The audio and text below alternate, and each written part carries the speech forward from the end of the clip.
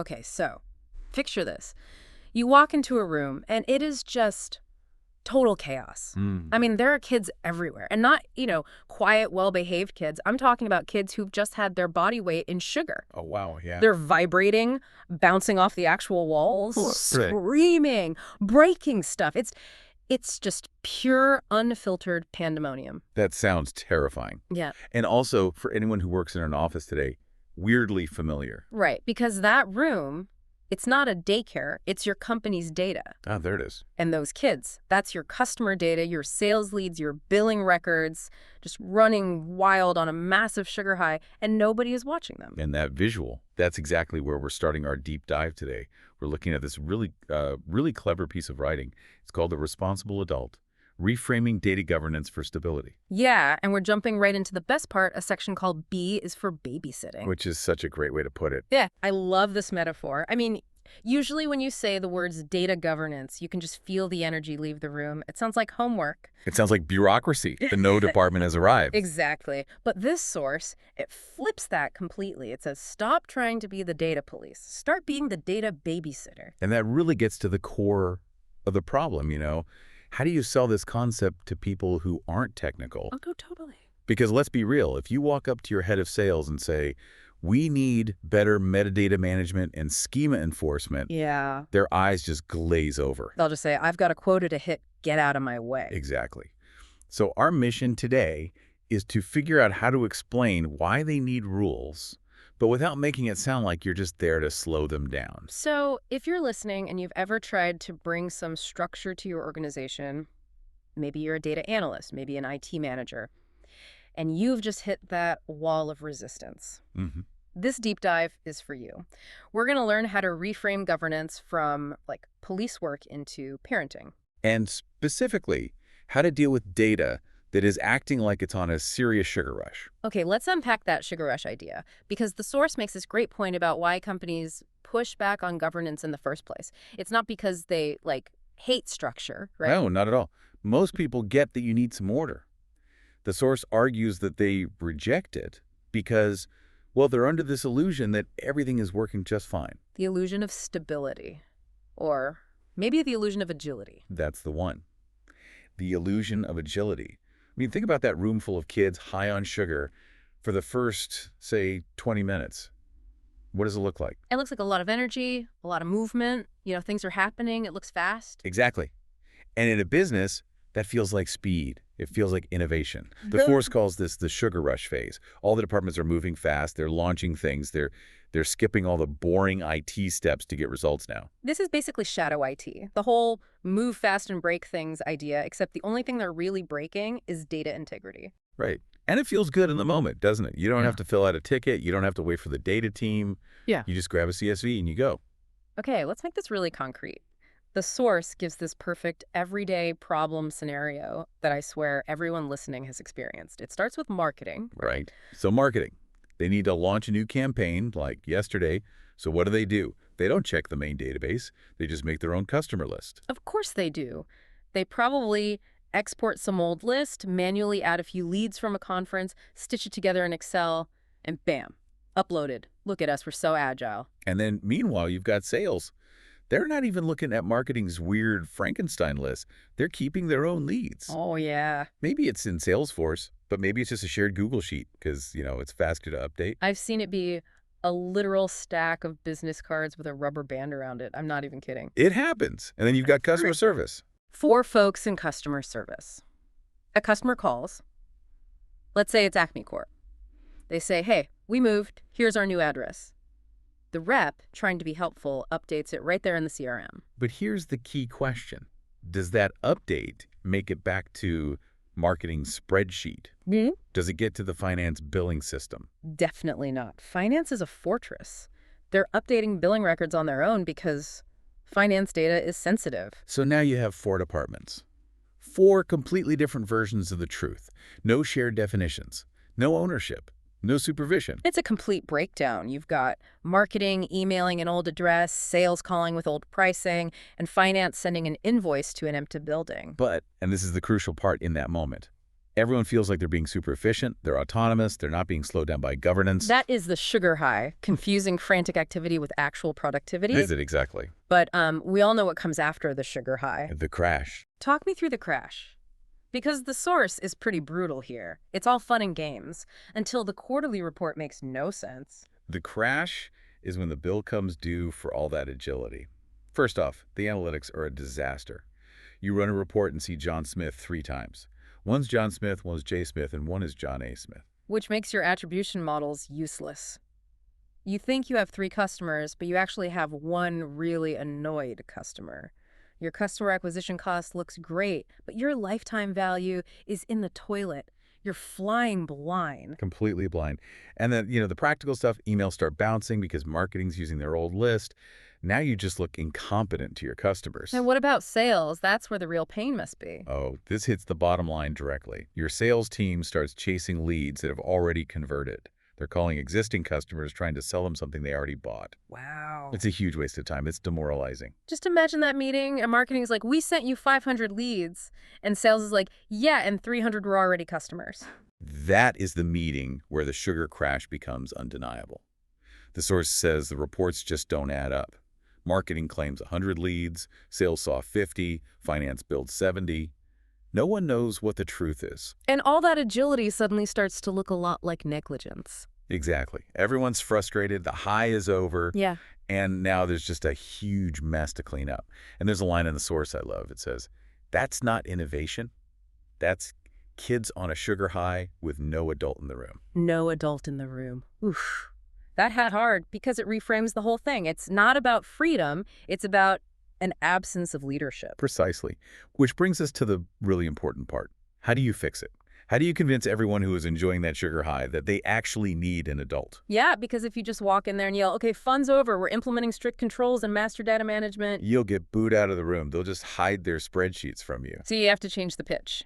You have to completely change the vocabulary. Stop talking about controls and start talking about consequences in a language that leadership actually understands. Okay, so give me the script. If I'm talking to a CEO who just wants to go fast, what do I not say? Do not say, we need stricter controls.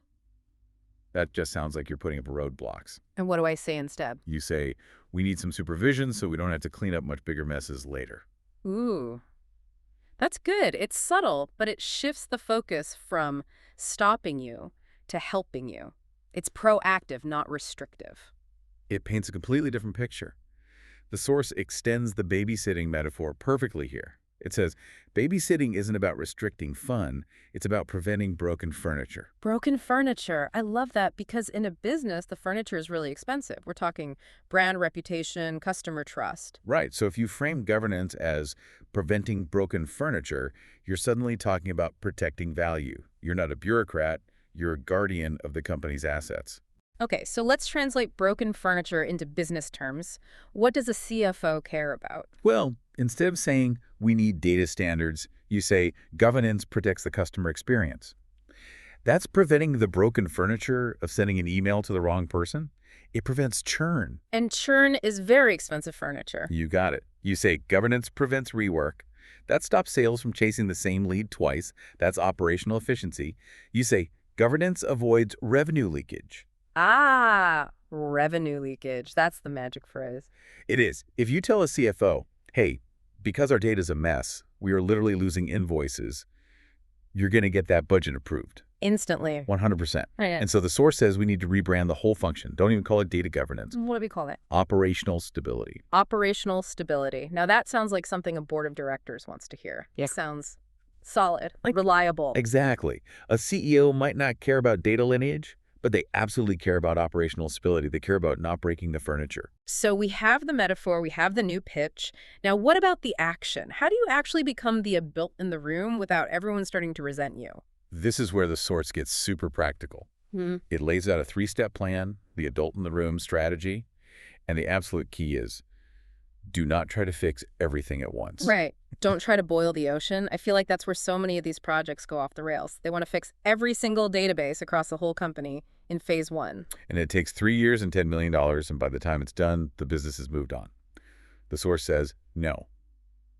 Avoid that at all costs. So what's step 1? Step 1, Identify the sugar rush. Meaning, find the biggest mess. Exactly. Find the one place where the chaos is most visible, where the pain is most acute. The source says to pick one single visible pain point, like duplicate customer records. Okay, so don't worry about product data or HR records yet. Just zero in on the customer list and say, okay, this is a disaster. Let's start right here. You find the sugar rush. Then, step 2. Assign a responsible adult. And does that mean hiring a whole new person, a consultant? Not necessarily. It means you appoint a specific data owner just for that problem. So for customer data, you find an owner for customer data, and you give them a very clear, limited mandate. That seems like a tricky role to fill. It is. It's a diplomat. They have to be able to go to marketing and say, I get why you love your spreadsheet, but we need to agree on one way of doing this. The source gives them a few key tasks. First, define one single, agreed-upon customer ID. That sounds like it could start a war. Does customer mean a lead or someone who's paid? Oh, it's a huge fight, but the responsible adult referees that fight and makes a decision. Second, standardize the required fields. What info do we absolutely need? Third, and this is my favorite, stop the free text chaos. Ah, the free text chaos, where the state field can be NY, New York, or the Big Apple. It's a nightmare for anyone trying to run a report. It breaks everything. So the adult steps in and says, nope, drop down list only. And what's the last part of their job? It's just general supervision.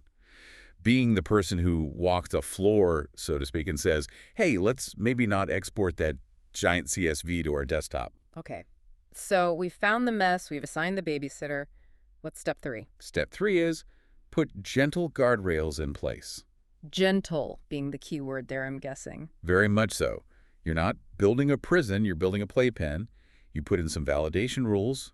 You clarify who owns updates. You set up some basic quality monitoring. Can you give me a real-world example of a gentle guardrail? Sure. A simple validation rule in the CRM. If a salesperson tries to enter a phone number with only 3 digits, a little message pops up. And does it stop them or just warn them? That's the difference between a prison and a playpen. A hard stop can be frustrating. A gentle guardrail just says, hey, that doesn't look quite right. Are you sure? It's a nudge. It's the adult saying, use a coaster instead of get out of the living room. Perfect analogy. It doesn't stop them from doing their job. It just stops them from entering total garbage into the system. And the source is clear. This isn't the final solution, right? This is just the beginning. Absolutely. The text explicitly says this is not a full enterprise framework. It is just supervision where it matters. You start small, you prove your value, and you show everyone that having an adult in the room actually makes things run smoother. And once people see the furniture isn't getting broken anymore, maybe they start to trust the babysitter. Maybe sales realizes that since the data is cleaner, they're actually making more money. That's the virtuous cycle you're trying to create. I think what's so powerful about this is that it takes the ego out of it. It's not about one department wanting control. It's just acknowledging the natural tendency of things to get messy. Yes. The source has this great line near the end. It says, left alone, data naturally multiplies, mutates, and misbehaves. Multiplies, mutates, and misbehaves. That sounds like a horror movie monster. It kind of is. It's just entropy. If you don't actively work to maintain order, chaos will win. Data rots. So governance isn't some artificial restriction we're adding. It's the necessary energy you have to put into the system to fight back against that natural decay. Exactly. It's just maintenance. It's about protecting value before the damage spreads. And to bring it back to the money argument, because that's what really talks. The source leaves us with a very stark financial reality. It says, once the furniture is broken, cleanup costs far more than supervision ever did. That is the killer line right there. The cost of a babysitter versus the cost of a new sofa. Or, in business terms, the cost of one data steward versus the cost of a massive GDPR fine because you emailed people who unsubscribed. Or the cost of a failed marketing campaign because half the emails bounced. Or the cost of having to re-implement your entire CRM because the data is just unsalvageable. Precisely. The cost of the responsible adult is a tiny fraction of the cost of the cleanup after the sugar crash. It's amazing how a simple metaphor like babysitting can just clarify a topic that's usually so complex and dry. It helps you see the why so clearly. And that visualization, that's what gets you the buy-in. Yeah. When you help an executive see their data as kids on a sugar high, they suddenly get the risk. They don't want the broken furniture. Right. They want a calm house. So as we wrap this up, I want to bring it back to you, the listener. If you're sitting there nodding along, thinking about your own organization, If you're picturing that room full of screaming kids, You have to ask yourself, where is the sugar high happening right now? Is it in customer onboarding? Is it in the supply chain data? Where are people moving fast and breaking things? and then the more important question, who's going to step up?